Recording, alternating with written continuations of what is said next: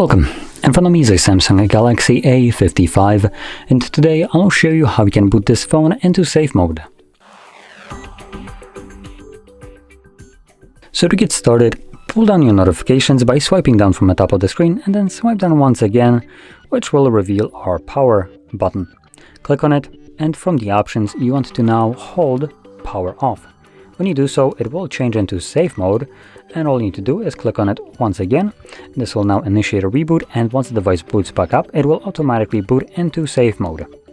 Now, that being said, safe mode is used for troubleshooting your device, so if you don't have any kind of software problems with your phone, there is no reason for you to boot into it, as it does limit the usability of your device a little bit by disabling all the third-party applications that you have installed. And that being said, some of the applications that come pre-installed with Samsung phones are considered third-party applications. So things like, for instance, calculator, the browser, and several others are considered a third-party app because they don't come with the device, they get installed after the setup. And you can quickly detect which applications won't run in this mode because they become monochrome.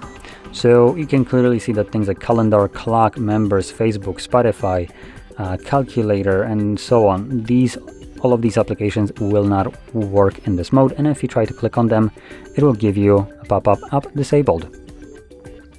So there we go.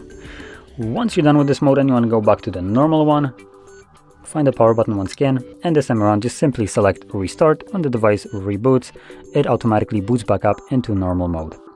With that being said, if you found this very helpful, don't forget to hit like, subscribe, and thanks for watching.